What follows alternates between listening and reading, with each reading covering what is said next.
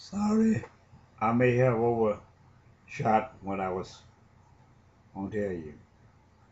But I'm gonna tell you, break it down like this here.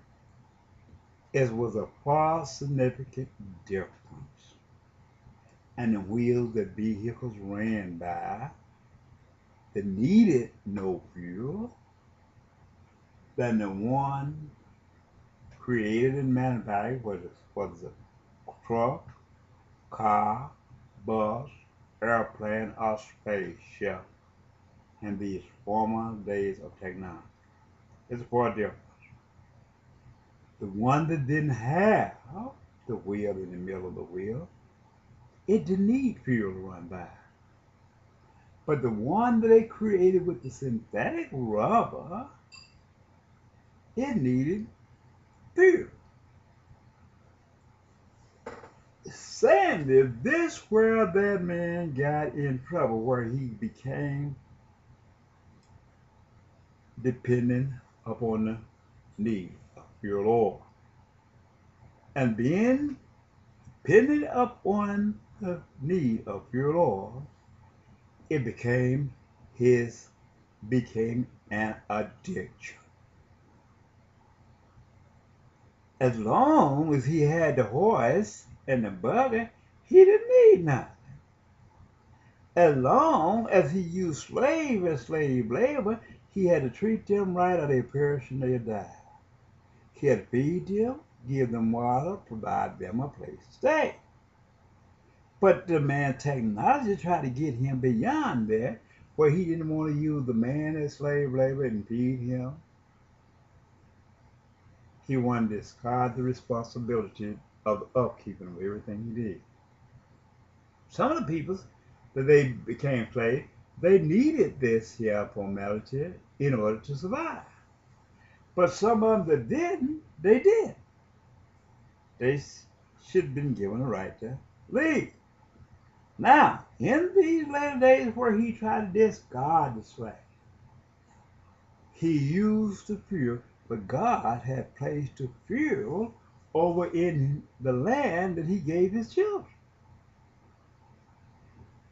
Gave some to all the peoples in the world, but the greed of this man, the white man, the Gentiles, it became so great in the earth until it became an addiction.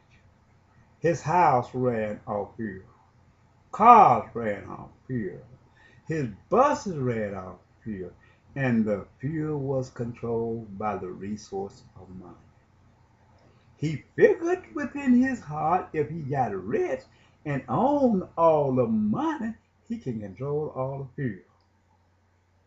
But he didn't know that God was the manufacturer of everything upon the face of this earth, whether in the formality of fuel or buses or cars. God created it. He created the founders that made these things. The blacksmith. God created all these things. And when man get beyond their norm and try to pretend that they're God and try to use what God had created to glorify himself and not the will of God, all God has to do is press his button. Destroy everything that he created and made. While at the same time, the hearts, the minds, and the souls of these foolish peoples would perish for the lack of food. What did they do? They went on there and said, well, I'm going to kill every people in Israel. I'm going to make God give us what we want, then we're going to kill everybody he got on the face of the earth. I'm going to tell you something in these little sermons. You can sit up and you can say, no, they don't. I'm going to tell you was a lie. I'm going to show you where they can't kill everything God got. Joseph, Saddam Hussein, Ahmadinejad, but Saddam Hussein, he said he's going to help Ahmadinejad.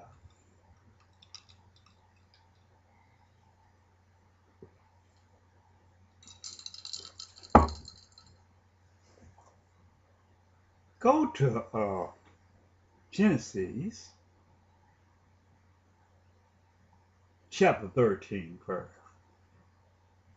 Chapter 13. You remember about him saying the beast seen coming up out of the Mediterranean Sea has 7 heads?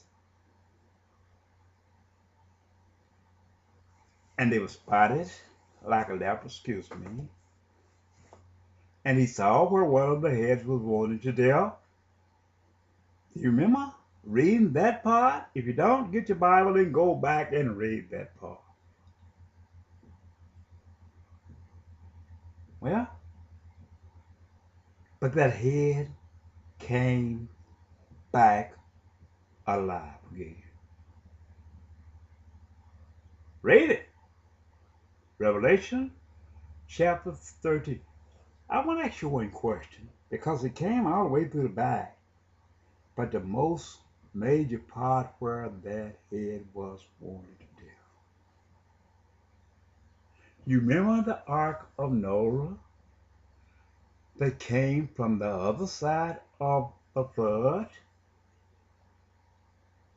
You remember the Ark of Noah when God only spared 3 men to jumpstart the earth on this side? They was all black people. Shem, Ham, and Japheth. All black people. Men. Woman don't count. But where the woman counted, there were 3 women came with him. 2 black ones and 1 white one.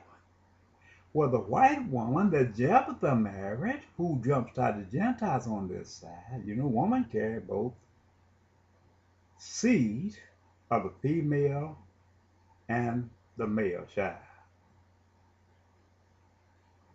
So, through the genetic code of the father and the mother united together as one, you got both seeds on this side of Jephthah because the angels had went into the daughters of men. You find it in Genesis chapter 6 and bare children unto them.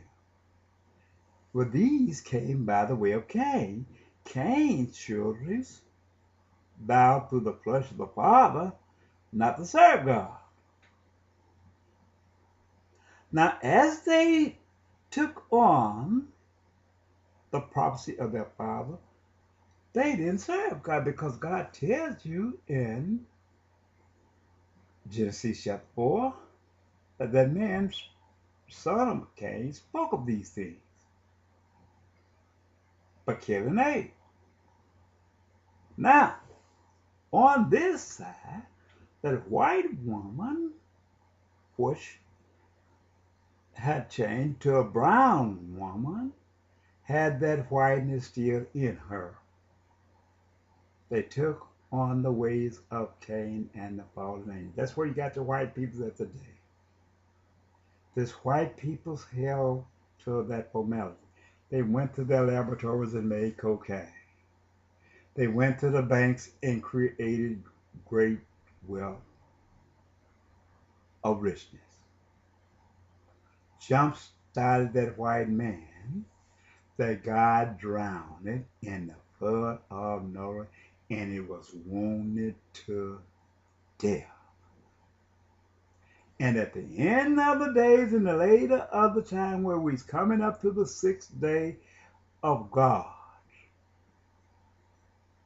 that head was wounded to death, have came back to life and is ravishing this earth, killing his peoples over there.